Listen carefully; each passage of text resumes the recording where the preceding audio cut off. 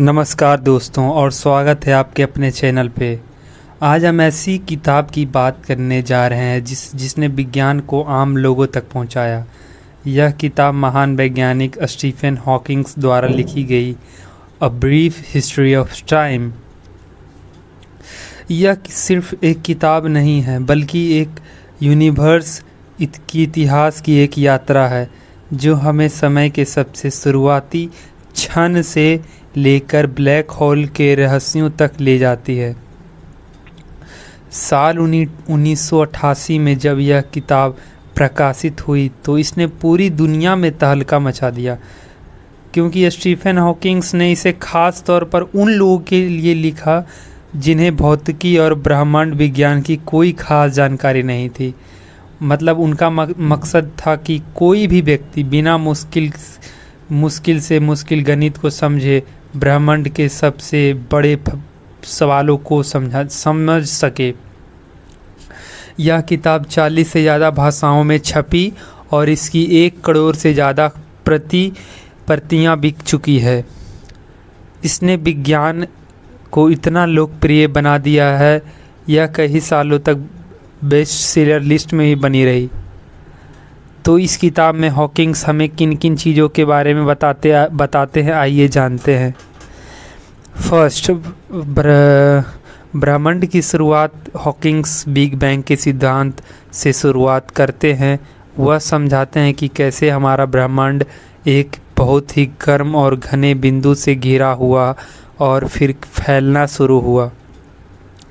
वह हमें आइंस्टीन के सापेक्षता के सिद्धांत थ्योरी ऑफ रिलेटिविटी के बारे में भी बताते हैं, जो बड़े पैमाने पर ब्रह्मांड को समझने में मदद करता है। ब्लैक होल यह किताब का सबसे महत्वपूर्ण हिस्सा है।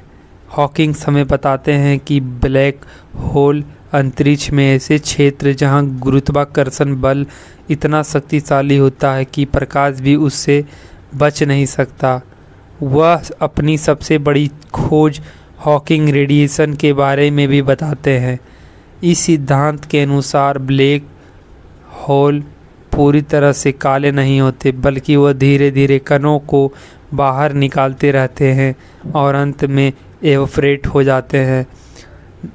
The third, nature of time. Hawking इस किताब में समय की यात्रा और समय के तीर यानी कि time travel and arrows of time जैसे मुश्किल विषयों पर चर्चा करते हैं।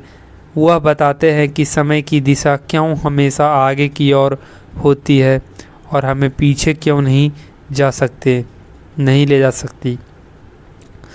The fourth, end of the universe and a unified theory. ब्रह्मांड का अंत और एक पूर्ण सिद्धांत।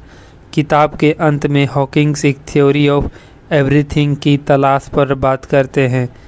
यह एक ऐसा सिद्धांत होगा जो ब्रह्मांड के सभी चारों मूलभूतों एवं गुरुत्वाकर्षण, विद्युत चुम्बकीय बल और 2 परमाणु बलों को एक साथ जोड़े देगा। हॉकिंग्स का मानना था कि अगर हम ऐसे सिद्धांत खोज लेते हैं तो ब्रह्मांड के इतिहास और भविष्य को पूरी तरह समझ सकते हैं।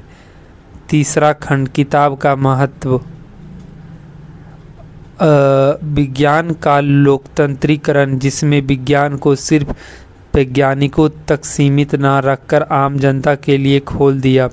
लोग यूनिवर्स के बारे में बड़े बड़े सवाल पूछने लगे और उनके आंसर जानने को उत्सुक हुए। यह स्टीफन हॉकिंग की महानता का प्रमाण है। उनकी बीमारी ALS के बावजूद उन्होंने इस तरह का ज्ञान को बांटा और अपने आप को प्रेरणादायक है। यह किताब हमें सिखाती है कि जिज्ञासा और ज्ञान की कोई सीमा नहीं होती। तो दोस्तों, अगर आप ब्रह्मांड के रहस्यों को जानना चाहते हैं तो यह किताब आपके लिए बेहतरीन शुरुआत हो सकती है। यह सिर्फ एक किताब नहीं बल्कि एक ब्रह्मांड की कहानी है जिसे एक महान